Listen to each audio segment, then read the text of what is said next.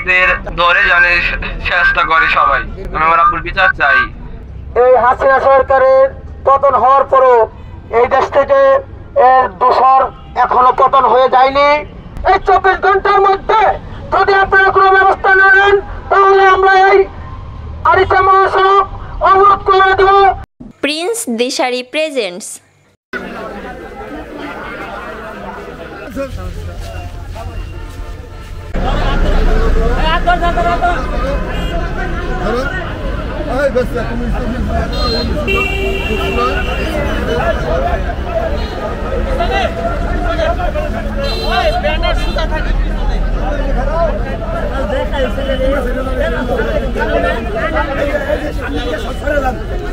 সব সরে যান, ওদিকে সিরিয়াল দেন।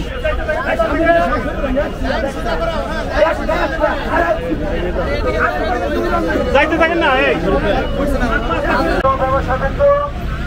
প্রিয় ব্যবসায়ীবৃন্দ, আপনারা সবাই সারিবদ্ধভাবে লাইন ধরেন। আমাদের মানববন্ধন চলতেছে। আমাদের বাজারের একজন ব্যবসায়ী গত পরশু সময় রাত 9 ঘটিকার সময় একদল ডাকাত তাকে কুপিয়ে হত্যা করেছে। প্রতি বছর এই বর্বরতা আমাদের দেখতে হয়। তাই অবিলম্বে বাজারের ব্যবসায়ীবৃন্দ আপনারা সবাই সারিবদ্ধভাবে লাইন ধরুন।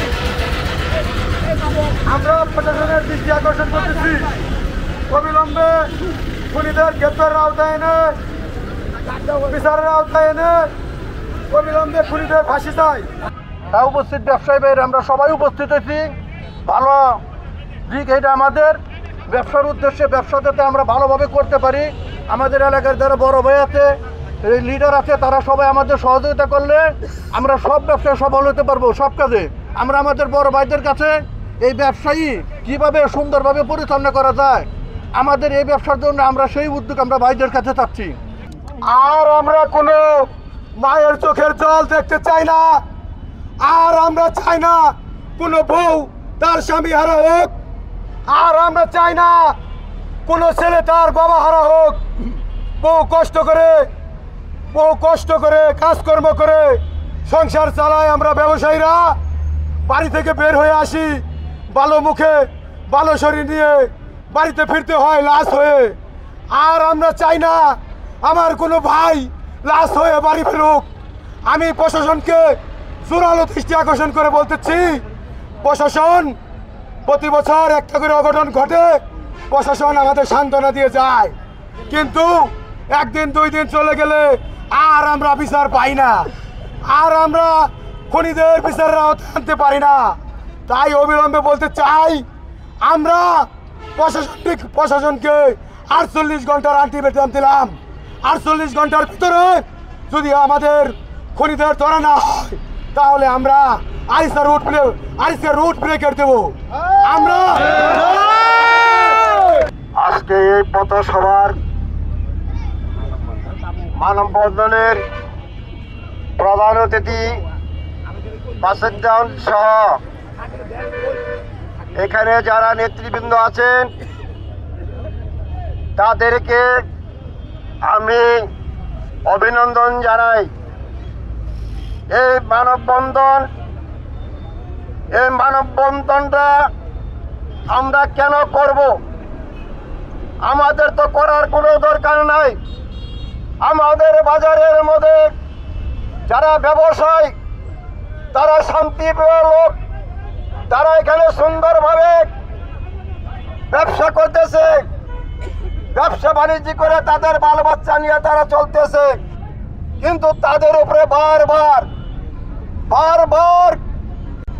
এই আওয়ামী লীগ সরকার যাওয়ার পরে থেকে ডাকাত খুনিদের শাস্তির দাবিতে, অবিলম্বে গ্রেপ্তারের দাবিতে আওয়ামী লীগের দূষণ, আওয়ামী লীগ সরকার চলে যাওয়ার পরে খুনি ডাকাত দেশে রেখে গেছে, তাদের হৃষ্টপুষ্ট করতেছে পুলিশের সাহায্য সহযোগিতায়।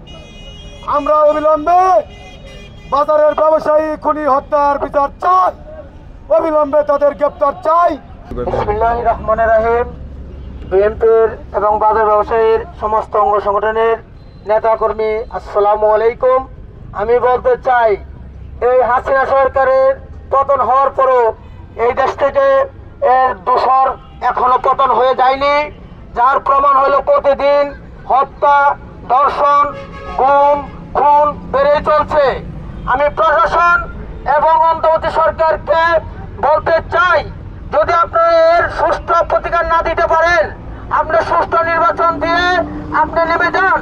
এবং এই প্রশাসনকে বলতে চাই, যদি আপনারা এর নিরাপত্তা না দিতে পারেন, তাহলে আপনারা আমরা নিজেরা ব্যবস্থা নিব।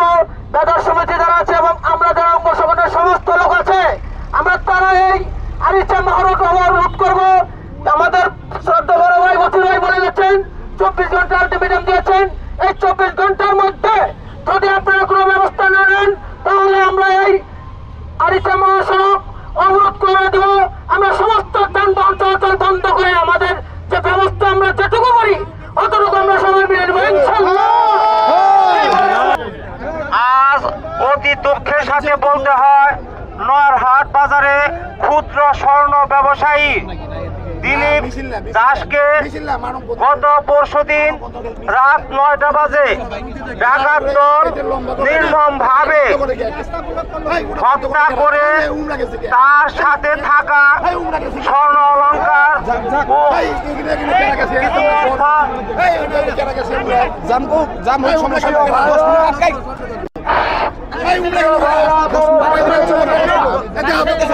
আপনারা রোড ব্রেকের দিয়ে না, প্রশাসনের নির্দেশ নাই।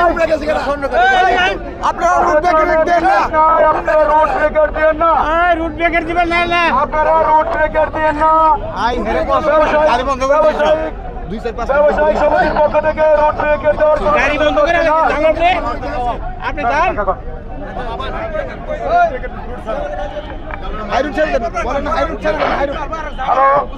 হ্যালো, যারা ওই রুট বন্ধ করছেন, রুট বের করছেন, আমাদের রুট বের কোনো কর্মসূচি নাই। গাড়ি চলার জন্য সুযোগ করে দেন। এই পাশে আসুন, রুট ছেড়ে সবাই রুট ছেড়ে চলে আসুন। গাড়ি চলার ব্যবস্থা করে দেন, গাড়ি চলার সুযোগ করে দেন। আপনারা লম্বা হয়ে দাঁড়ান, লম্বা হয়ে দাঁড়ান। মানববন্ধন হলো ভদ্র কর্মসূচি, এই কর্মসূচিতে বিশৃঙ্খলা হবে না। আপনারা লম্বা করে দাঁড়ান, সবাই লম্বা করে দাঁড়ান।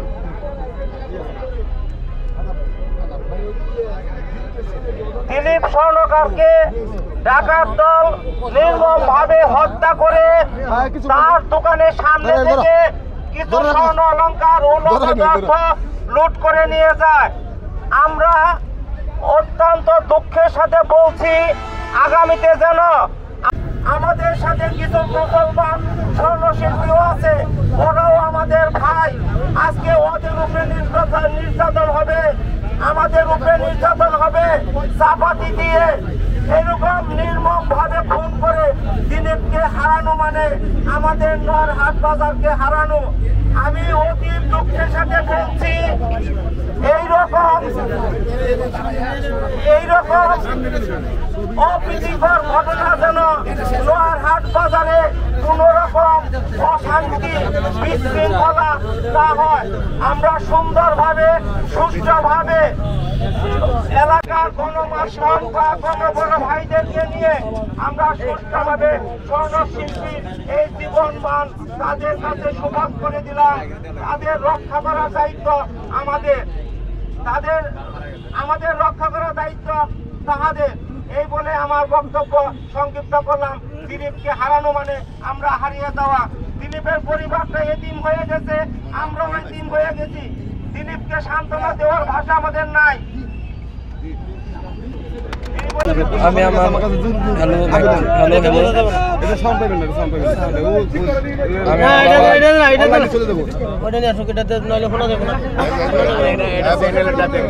আমার বাবার ন্যায্য বিচার চাই। আমার বাবা এরকম মনবান্তিক মৃত্যু হবে আমি আশা করি নাই। আমার বাবা যাতে ভালো মতো বিচার আর সুষ্ঠু বিচার চাই। আমি সবাই আপনারা দেখে নেন। আব্বর খুনিদের ধরে জানে চেষ্টা করে সবাই। আমার আব্বুর বিচার চাই। আমরা গত 9 তারিখে আমাদের নয়ারহাট বাজারে স্বর্ণ ব্যবসায়ী দিলীপ দাসকে ডাকাতি করতে এসে তাকে নির্মমভাবে কুপিয়ে হত্যা করেছে।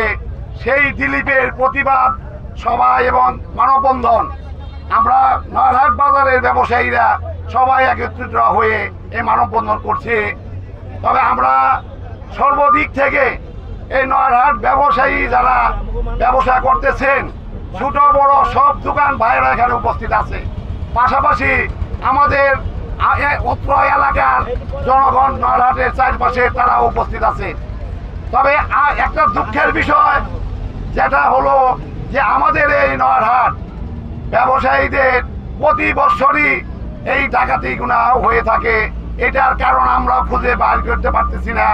কাজে আমরা বলবো যে এইটার প্রতিবাদ করতেছি যেন নয়ারহাটে আর এই ধরনের খুন এবং এই ধরনের ডাকাতি না হয়, সেজন্য প্রশাসনের দৃষ্টি আকর্ষণ করে আমরা বলছি প্রয়োজন হলে এই বাজারের জন্য আমরা প্রশাসনের ব্যবস্থা করব।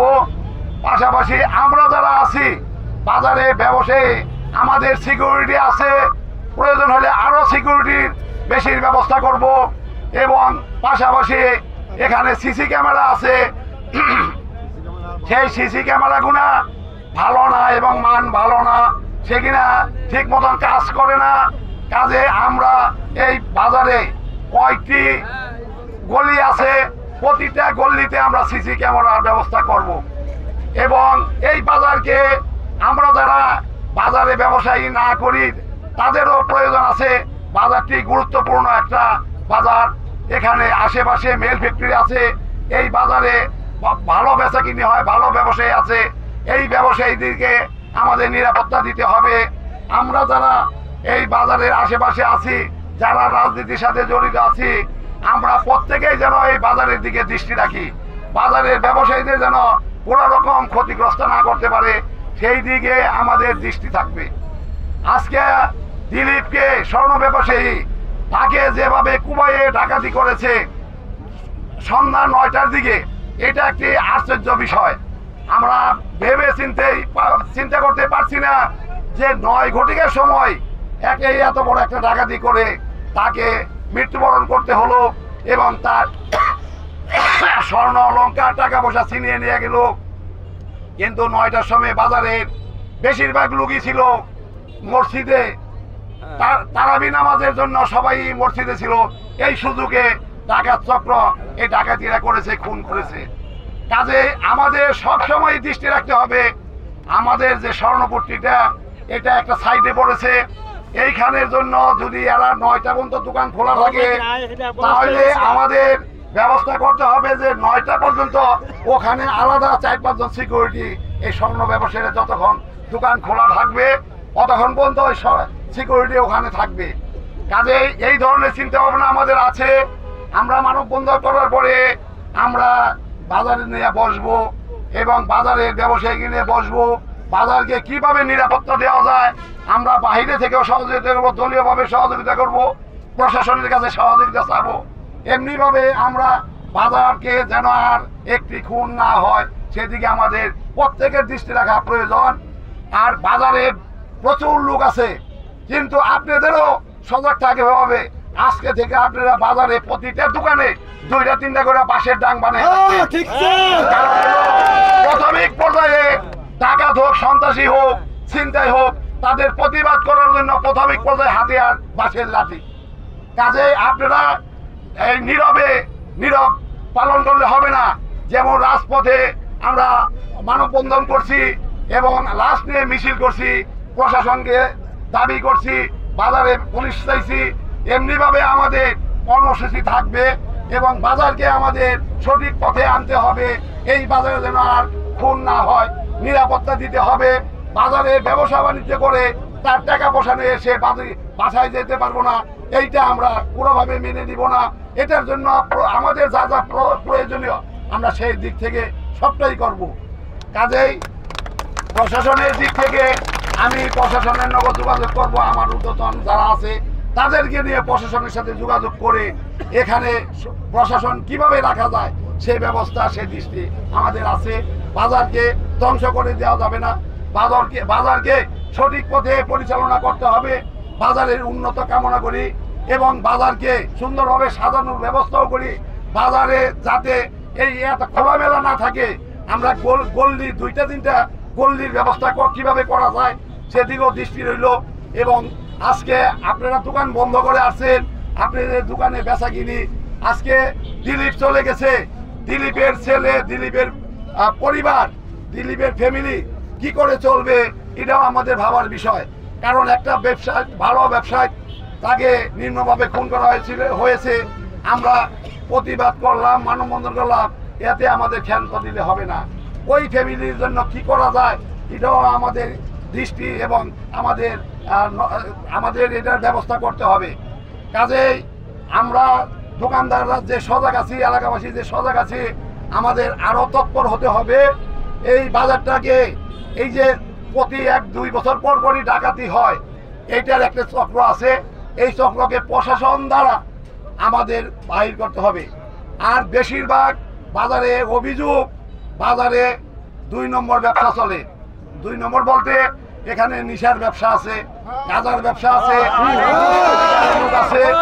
এই যে দুষ্কৃতিকারী লোকগুলা যারা এই বাজারে মদ বেচে, গাঁজা বেচে, নিশা জাতীয় জিনিস বেচে, তাকেও কিন্তু আমরা বাইরে থেকে চিনবো না। যারা বাজারে পারমান দোকানদার, তারা আমাদেরকে সহযোগিতা করবেন, তারা আমাদেরকে কানে কানে নাম বলবেন, অমুকে বাজারে মদ বেচে, বাজারে গ্যাঞ্জাম করে, বাজারে গ্যাঞ্জা বেচে। আমরা তার নাম বলবো না, আমরা সে ব্যবস্থা নিব। আপনাদের কাছে সহযোগিতা চাই, যারা বাজারে 2 নম্বর ব্যবসা করে তাদের নাম আমাদের কাছে দিবেন, তাহলে আমরা। কাজেই সামনে আমাদের আরো কর্মসূচি থাকবে। আমরা এই দিলীপের রক্ত ব্যথা যেতে দিব না, এই খুনিকে ব্যথা যেতে দিব না। আমরা, আপনারা দোকান বন্ধ করে আসছেন, আপনারা দোকানদার হিসাবে আপনারা দিলীপকে অত্যন্ত ভালোবাসেন, তাহলে আপনাদের ব্যবসা বাণিজ্য বন্ধ করে আসছেন, এটা কিন্তু আপনাদের মানবিক লক্ষণ।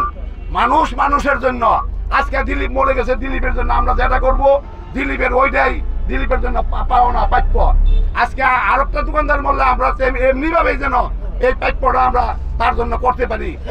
এই বলেই আমি সবাইকে ধন্যবাদ দিয়ে, আপনারা এখন যার দোকানে ব্যবসায়ী, যার ব্যবসা করবেন, আর দিলীপের জন্য যে কোনো ভাবে সহযোগিতা করার হাত বাড়াবেন, আমরাও বাড়াবো। এই বলে আমি সবাইকে ধন্যবাদ দিয়ে আমি আমার বক্তব্য শেষ করছি। সবাইকে দোকান করার জন্য আহ্বান করে আমার বক্তব্য শেষ করি। সবাইকে ধন্যবাদ।